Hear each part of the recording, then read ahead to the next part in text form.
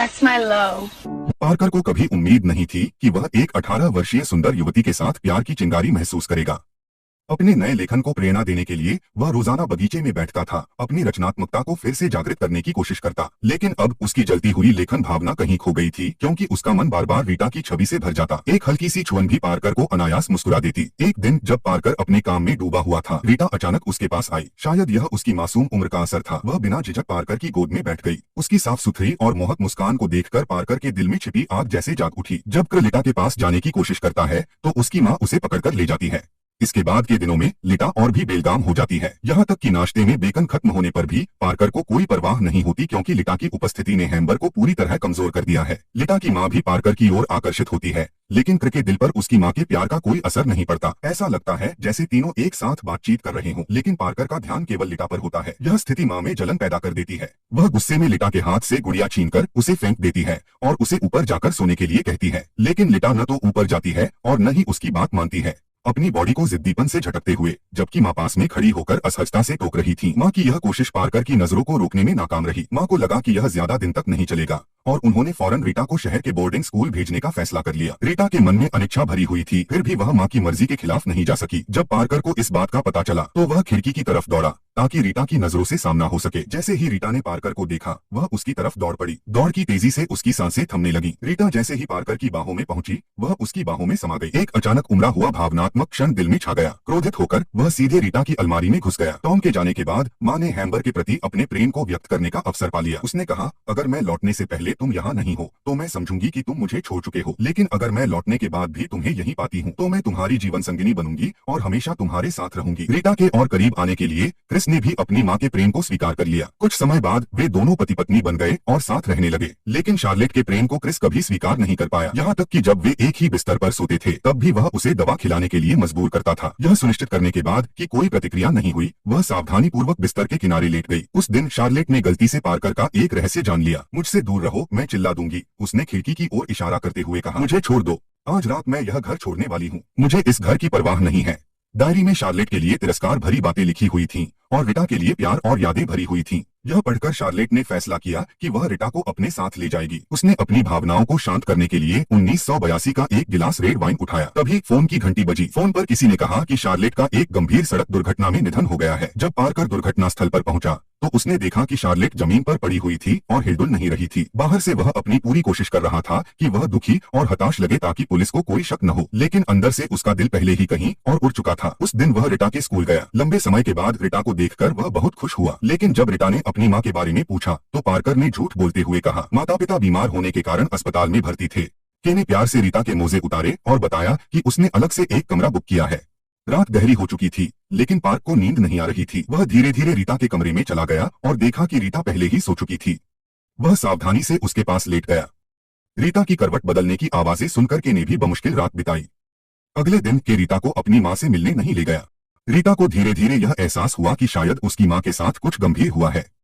आखिरकार के से यह छुपा नहीं गया और उसने रीटा को बताया कि उसकी माँ का निधन हो चुका है।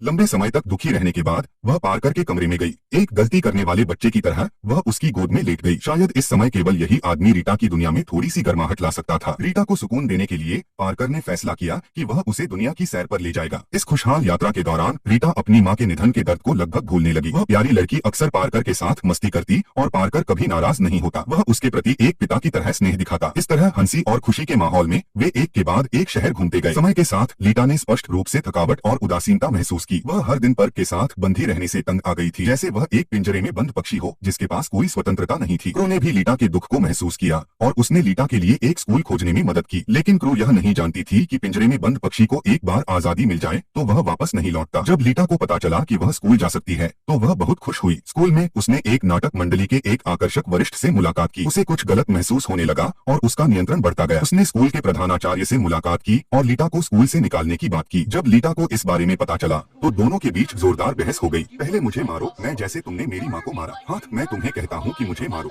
हाथ, मैं तुम्हें कहता हूँ कि मुझे मारो। जब पैकर ने रीटा को पाया तो देखा कि वह एक अजनबी के साथ खुशी से फोन पर बात कर रही थी। पैकर के सवाल करने पर रीटा ने हल्के फुल्के अंदाज में समझाया कि वह केवल स्कूल का एक दोस्त है। पैकर ने ज्यादा नहीं सोचा, लेकिन वह यह नहीं जानता था एक बार दूरी पैदा हो जाए तो उसे फिर से पाटना असंभव हो जाता है। रीटा को अपने पास रखने के लिए पैकर ने एक लंबा रास्ता फिर से प्लान किया। रास्ते में पैकर ने देखा कि एक सफेद कार उनके पीछे आ रही है। घुमावदार रास्ते पर उस कार को पीछे छोड़ने के बाद जब वे ईंधन भरवा रहे थे तो पार्कर ने देखा कि रीटा एक अजनबी आदमी से बात कर रही थी। जब पार्कर वहां पहुंचा तो वह अजनबी गायब हो गया। ईर्ष्या और शक से भरे पार्कर ने एक बार फिर रीटा को थप्पड़ मारा। समय के साथ पार्कर का प्यार धीरे धीरे विकृत होता गया। अब तो वह रीटा को बाहर जाने से भी रोकने लगा और उसे कमरे में बंद कर देता था। एक दिन जब पार्कर फल खरीद कर घर लौटा तो उसने एक अविश्वसनीय दृश्य देखा। रीटा अस्त व्यस्त कपड़ों में बैठी थी। यह दृश्य पार्कर के लिए बेहद चौंकाने वाला था। इस वर्जित प्रेम ने पार्कर को अंदर तक झकझोर दिया। उसने रीटा से सवाल किया कि वह शख्स कौन था, लेकिन रीटा ने कुछ नहीं कहा। अपने जुनून और गुस्से के चलते पार्कर ने लंबी यात्रा के कारण लीटा को सर्दी लग गई। पार्क ने लीटा को अस्पताल पहुंचाया।